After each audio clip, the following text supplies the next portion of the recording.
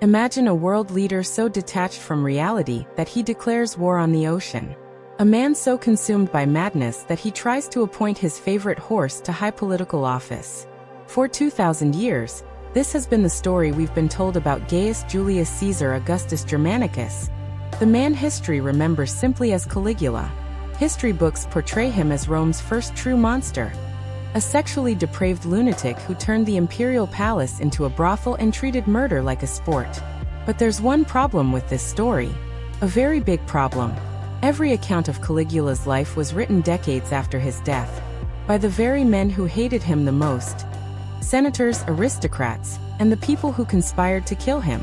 And when we examine the evidence closely, the image of the mad emperor begins to fall apart. Was he truly insane?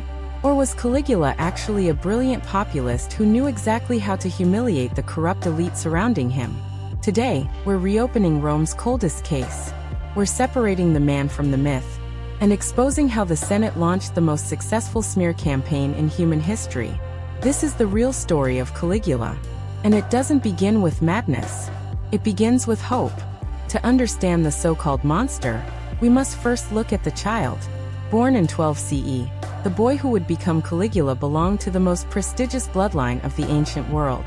He was the son of Germanicus, the Kennedy of ancient Rome, a war hero beloved by the legions and adored by the people. Everything the reigning emperor, the dark and paranoid Tiberius, was not.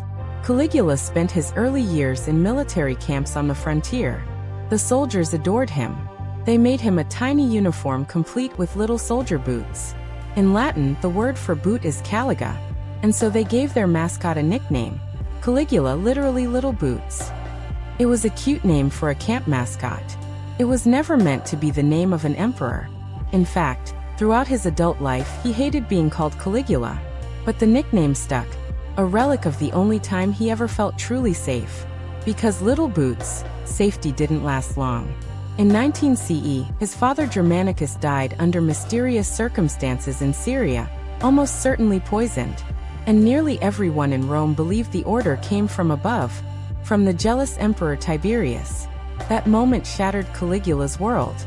His mother, Agrippina, launched a fearless crusade against the emperor, accusing him of murder. It was a brave move, but in imperial Rome, bravery often ended in death. One by one, Caligula watched his family destroyed. His mother was exiled to a remote island, where she starved to death. His two older brothers were imprisoned and executed. By the time he reached late adolescence, Little Boots was the last one standing. He was alone, surrounded by spies, living in fear.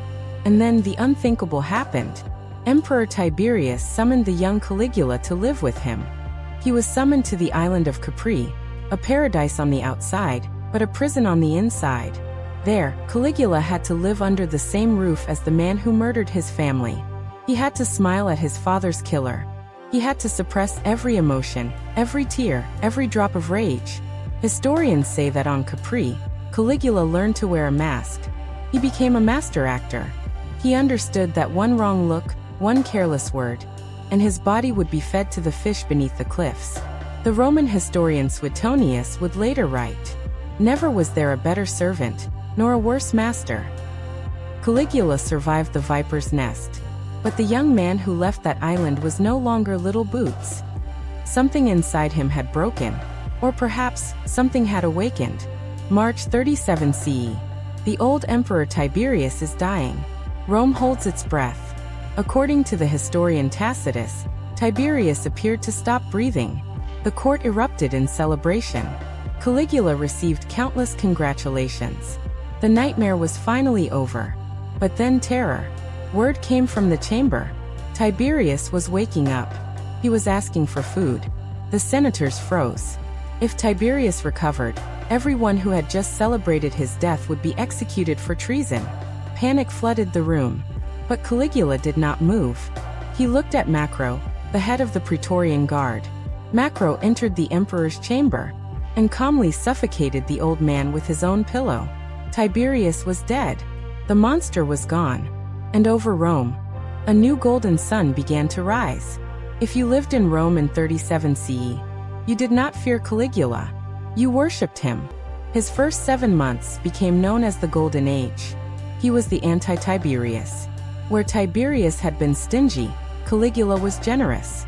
He abolished unpopular taxes. He granted massive cash bonuses to the military and to the public. He reinstated exiles who had been banished by the old regime.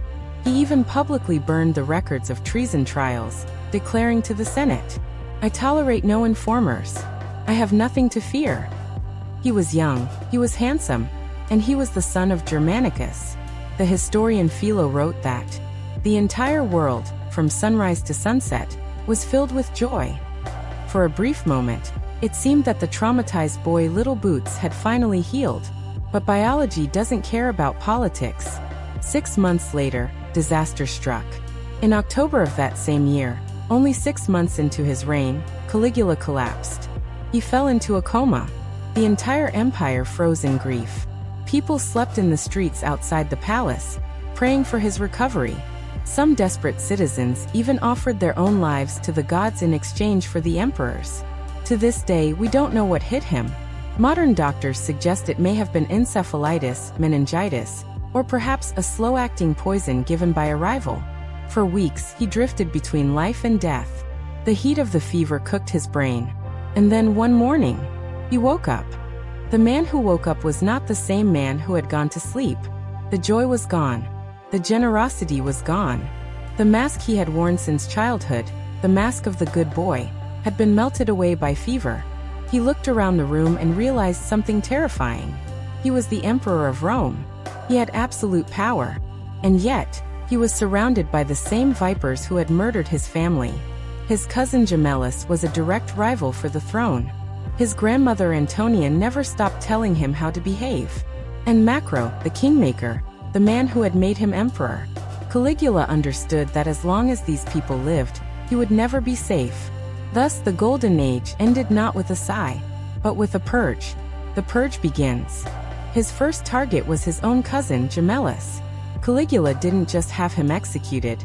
He ordered the young man to commit suicide. When Gemellus didn't know how to do it, soldiers had to teach him where to place the blade. Next came Macro, the kingmaker, the man who suffocated Tiberius on Caligula's behalf. Caligula knew that any man who betrays one master will betray another. Macro was arrested and forced to take his own life. The Senate watched in horror. The good boy had vanished. Caligula versus the Senate. Then Caligula turned his gaze toward the Senate. He didn't just want to rule them. He wanted to destroy them. Remember those treason documents he had publicly burned months earlier? He lied. He had kept copies. He stormed into the Senate and began reading names, revealing that the very men who now kissed his feet were the same ones who had tortured and murdered his mother and brothers during Tiberius' reign. He looked them in the eye and said, "I am not the monster. You are. You betrayed my family to save your own skins. And now, you will pay." Historians call this moment madness. But was it? Or was it the cold, calculated revenge of a victim who finally had the weapon in his hands? The war between emperor and senate had begun, and Caligula was about to turn the Roman Empire into his personal stage, and the senators into his clowns. The acts of madness, or were they? As soon as the purge began, the stories of Caligula's madness began to pile up. But look closely. Every act of insanity had a specific target, the dignity of the Roman elite. He began dressing as gods. One day Hercules with a club, the next, Venus in silk. He demanded the senators worship him. And they did. These proud aristocrats, the so-called guardians of the Republic, knelt and kissed his feet. Caligula wasn't having a psychotic break. He was testing them. He was proving to the world that the Roman Senate had no backbone. By forcing them to adore him in absurd costumes, he was shouting, "You are not leaders. You are slaves." The bridge at Baiae. Then came the stunt at Baiae. Historians say he built a floating bridge stretching nearly 5 kilometers across the open sea, so he could ride back and forth on horseback for 2 days, a lunatic wasting money. But they forget the context. Years earlier, the astrologer Thrasyllus had made a prophecy to the old emperor Tiberius. Caligula has no more chance of becoming emperor than of riding across the Bay of Baiae on horseback. Caligula did not forget. That bridge was not madness. It was the most expensive I told you so in history. He was dismantling the prophecy piece by piece, proving that he, not the stars, controlled his destiny. The War Against Neptune. The most famous tale, the one everyone knows, is the War Against Neptune. The story goes that Caligula marched to the coast of Gaul, preparing to invade Britain, when he suddenly went insane, declared war on the ocean, and ordered his soldiers to stab the waves and collect seashells as spoils. Madness? Maybe. But look at the military reports. Before reaching the shore, Caligula faced a massive mutiny. His troops were terrified of the mysterious ocean and refused to board the ships. A normal Roman general would have ordered decimation, killing 1 in every 10 men. But Caligula couldn't afford to lose 10% of his army, so he created a punishment that was humiliating instead of deadly. Afraid of British barbarians? Fine. Then fight the water. Ordering elite legionaries to gather seashells wasn't madness. It was mockery. It was a drill sergeant forcing rebellious soldiers to do push-ups in the mud. He was telling them, if you won't fight like men, you'll play in the sand like children. He returned to Rome not with British prisoners, but with chests filled with seashells, parading them through the streets to shame his own cowards. And finally, the horse. Incitatus. The story says he planned to make his horse consul the highest political office in Rome. Proof of his insanity, right? Wrong. Think about his relationship with the Senate. He hated them. He thought they were incompetent, greedy, and useless. Proposing his horse as consul was pure political satire, a joke. He was telling the aristocracy, my horse, who eats oats and sleeps in a stable, has more loyalty, honor, and intelligence than any of you. It was the ancient equivalent of a protest vote. But the senators didn't get the joke, or rather, they couldn't admit it was a joke, because that would mean admitting they were being mocked by a 28-year-old emperor. So they wrote it down as madness. Caligula wasn't losing his mind. He was losing his patience. He pushed the limits further and further, drunk on absolute power, testing how much humiliation he could inflict on the system before it snapped. But he made one fatal mistake. He forgot that even clowns can carry knives. The final day. 41c. The joke had gone too far. He had humiliated the Senate. He had humiliated the army. And most dangerously, he had begun humiliating his own bodyguards, the Praetorian Guard. He mocked their commander, Cassius Chaerea, calling him effeminate and weak, provoking him daily with degrading passwords. Caligula believed he was untouchable. He saw himself as the director of a grand comedy. But the actors were rewriting the script, and the ending they planned was a tragedy. January 24th, 41 CE. It was the final day of the Palatine Games. The theater was packed. The noise was deafening. Around midday, Caligula decided to leave for a bath and lunch. He took a shortcut through a narrow underground cryptoporticus, a private tunnel beneath the palace. He was separated from his German bodyguards. Alone with the Praetorians, Chaerea, the commander Caligula had mocked for years, saw his chance. The tunnel was dim. The air was cold. Chaerea approached the emperor. According to legend, Chaerea asked Caligula for the password of the day. Arrogant to the last moment, Caligula answered with a mocking insult. It was the last word he would ever speak. Chaerea drew his sword and struck Caligula in the neck. The blow didn't kill him instantly. Caligula fell to the ground, writhing in pain, screaming, "I am still alive." It was the signal. The conspirators surrounded him like a pack of wolves. They stabbed him 30 times. Even after he stopped moving, they kept stabbing. The man who wanted to be a god died in a filthy tunnel, murdered by his own servants. He was 28, but the horror didn't end in the tunnel. In Rome, when a tyrant dies, his bloodline must end. The conspirators knew that if Caligula's daughter survived, she could one day seek revenge. They stormed the imperial quarters. They found Caesonia, Caligula's wife, weeping over his body.